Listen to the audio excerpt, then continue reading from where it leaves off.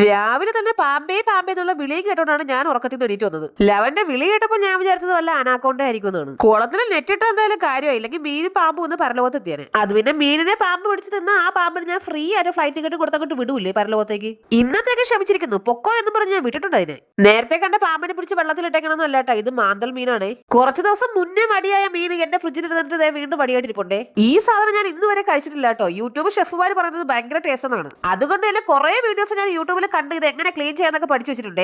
സംഗതി എളുപ്പമാണ്. രണ്ട് സൈഡിലും പിടിച്ച് ഓരോ വലി സംഗതി ക്ലീൻ. ഇതിനിടയ്ക്ക് അമ്മ ഇവിടെ കിടന്നൊരു കപ്പയൊക്കെ നേടെ നുറുക്കി വെച്ചിട്ടുണ്ട് പുഴുങ്ങാൻ. വൃത്തിയാക്കിയ മീനുകളാണെങ്കിൽ എന്നെ ഒന്ന് മസാലയിൽ കുളിപ്പിച്ചെടുക്കുമെന്ന് പറഞ്ഞ് നേടെ നോക്കിയിരിപ്പുണ്ട്. പിന്നെ ഒന്നും നോക്കില്ല, കയ്യിൽ കിട്ടിയ അൽക്കുലത്തെ സാധനങ്ങളെല്ലാം കൂടെ വേണ്ട വാരി പറക്കിയിട്ട് മിക്സിയിലിട്ട് രണ്ടടി മസാല തയ്യാർ. ഇതിനിടയ്ക്ക് വെറുതെ ഒരു ആവശ്യമില്ലാതെ നടക്കുന്ന രണ്ട് പാത്രം കഴുതാണ് ഇപ്പൊ അമ്മയിരുന്ന് കിട്ടിയാനെ. അമ്മ വേണ്ട കരിച്ചു വെച്ചിരുന്ന മീനെല്ലാം കൂടെ ഞാൻ തട്ടിക്കളയാൻ പോയി. ഇനി മാന്തൽ മീനുകളെല്ലാം നന്നായിട്ട് വേണ്ട മസാല പുരട്ടി അങ്ങോട്ട് എടുക്കണം. മസാല പുരട്ടി മീനുകളെല്ലാം ഞാൻ 1 മണിക്കൂറത്തേക്ക് റെസ്റ്റ് ഇൻ പീസാക്കി അങ്ങോട്ട് മാറ്റി വെച്ചിട്ടുണ്ടേ. പുറത്ത് ഏതാണ്ടൊക്കെ വെട്ടുകയും കളിക്കുകയും ചെയ്യുന്ന ശബ്ദം കണ്ടിട്ട് ചെന്ന് നോക്കിയപ്പോ അമ്മ എന്നോട് ഭയങ്കര പണിയിലാണ്. ചെന്ന് ചോദിച്ചപ്പോ പറയാ കാച്ചിൽ വിളവെടുക്കാൻ പോവാന്ന്. പന്നി പോയിട്ടൊരു പന്നീന്റെ മക്കൾ പോലും എന്റെ കാച്ചിൽ തൊടൂലെന്ന് പറഞ്ഞ കുന്നിന്റെ മണ്ടലാണ് അമ്മ നട്ടു വെച്ചിരിക്കുന്നത്. എന്നാലും പന്നി എടുക്കാതിരിക്കാൻ വേണ്ടിട്ട് കുന്നിന്റെ മണ്ടയിൽ കാച്ചിലിടാനുള്ള ബുദ്ധി അമ്മയ്ക്ക് എവിടെ നിന്ന് കിട്ടിയതാണ്. അതല്ലെങ്കിൽ പണ്ടേ നാട്ടുകാരൊക്കെ പറയാറുണ്ട് അമ്മയ്ക്ക് എന്റെ ബുദ്ധിയാണ് കിട്ടിയെന്ന് അല്ലേ.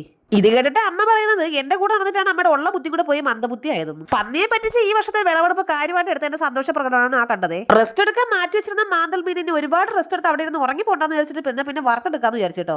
അങ്ങനെ നല്ല അടിപൊളി ഒന്നാന്തര ഫ്രഷ് മാന്തൽ മീൻ നേടെ ഇവിടെ കരിമുര വറുത്തെടുത്തിട്ടുണ്ട്.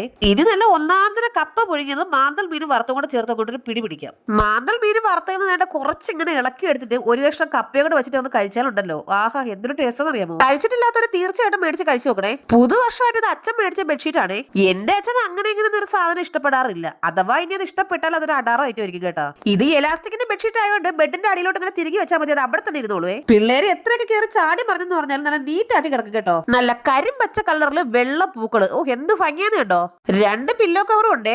എനിക്ക് ഇത്രയും നാളെ മേടിച്ച ബെഡ്ഷീറ്റിൽ ഏറ്റവും ഇഷ്ടപ്പെട്ടത് ഇതാണ്. ഇത് കോട്ടൺ പോളിസ്റ്റർ ഒന്നും അല്ല, നല്ല സോഫ്റ്റ് ആയിട്ടുള്ള വെൽവെറ്റിന്റെ മെറ്റീരിയൽ ആണ്. വേണ്ട കണ്ടില്ലേ ഒരാൾ കിടന്ന് വള്ളം തുഴയും പോലെ തുഴയുന്നത്. തൊട്ട് മുകളിൽ ഇതിന്റെ ലിങ്ക് ഞാൻ കൊടുത്തിട്ടുണ്ട്. എല്ലാ ഫോണിലും ലിങ്ക് വർക്ക് ആവില്ല കേട്ടോ. അപ്പൊ ta-ta bye bye, see U.